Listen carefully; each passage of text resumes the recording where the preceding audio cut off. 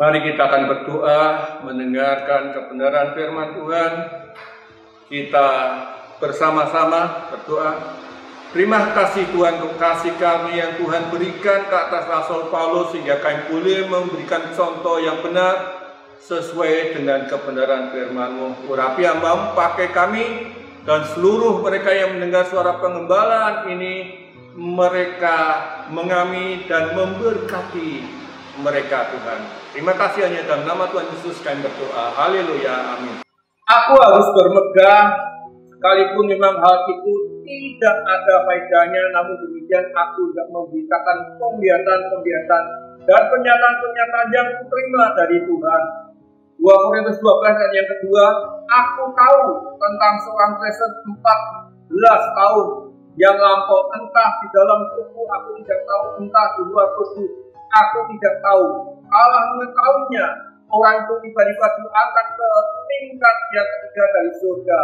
Aku juga tahu tentang orang itu, entah di dalam tubuh, entah di luar tubuh, aku tidak tahu. Allah mengetahuinya, yang tiba-tiba diangkat ke Firdaus, yang mendengar kata-kata yang tak terkatakan, yang tak boleh diucapkan manusia. Atas orang itu aku hendak bermegah, tetapi diriku sendiri aku tidak akan bermegah, selain atas kelemahan-kelemahanku.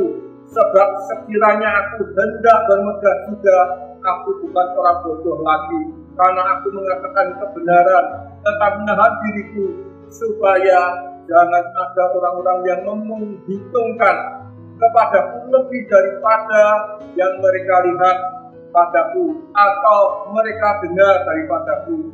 Dan supaya aku jangan meninggikan diri dengan pernyataan-pernyataan yang luar biasa itu, maka aku diberi suatu duri di dalam daging, yaitu seorang utusan iblis, untuk menggocok aku, supaya aku jangan meninggikan diri.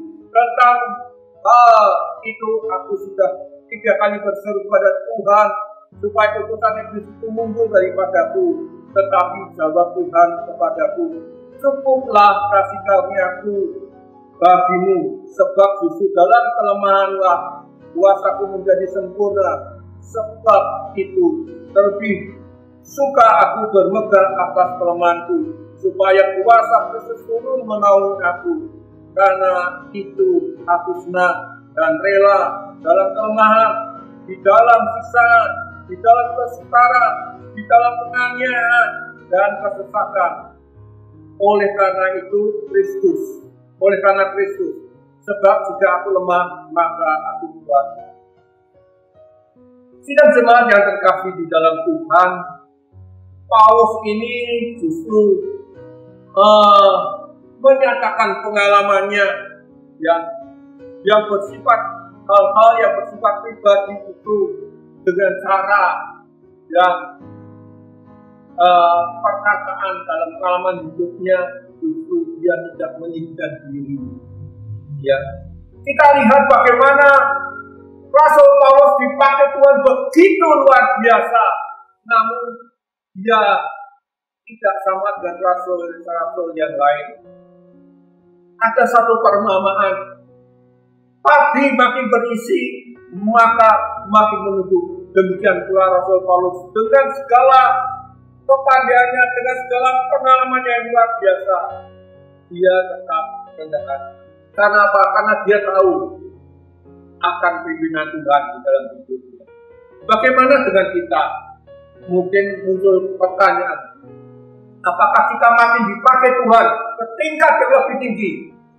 Justru yang muncul adalah kesombongan kita. Tapi Rasul Paulus memberikan satu pengalaman yang luar biasa. Bagaimana seorang yang dipakai Tuhan dengan luar biasa, dengan kedahsyatan luar biasa, dia tetap rendah hati. Mungkin demikian pula dengan kehidupan kita.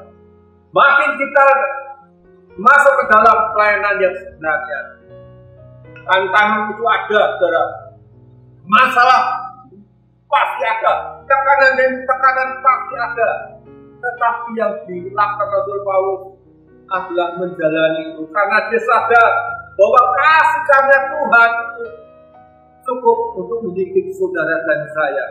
cukup membawa saudara dan saya kepada pengenalan akan Kristus dengan benar. Saudara, mari kita saat ini diajak oleh Tuhan. Bagaimana perasaan kita pada saat kita mengalami persoalan? Bagaimana perasaan saudara pada saat saudara mengalami tekanan? Bagaimana perasaan saudara pada saat saudara merasakan bahwa mengikut Tuhan ada permasalahan, ada penderitaan, tetapi kita mau seperti Rasul Paulus untuk kepada ajaran Tuhan dengan benar.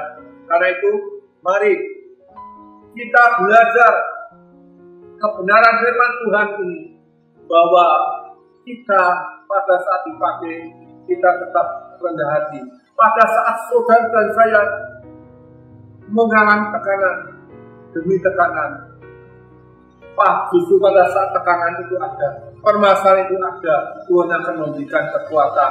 Bagaimana Rasul Paulus, dia mendapatkan penglihatan, dia bawa oleh Tuhan ke surga tingkat yang ketiga, dibawa ke Firdaus, dan orang itu dinyatakan adalah orang Kristen yang benar. Dia lewat kebenaran ini kita dibimbing, dimampukan oleh Tuhan menjadi orang Kristen yang rendah hati. Mari kita berdoa.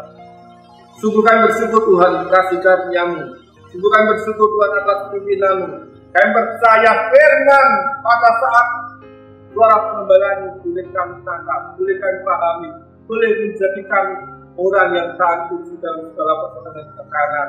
Namun kami tetap selalu rendah hati pada saat Tuhan dilatih. Hamba-Mu telah berhenti berbicara, namun firman-Mu akan berbicara kepada kami. Terima kasih Tuhan, hanya dalam nama Tuhan Yesus kami berdoa dan bersyukur. Haleluya, amin.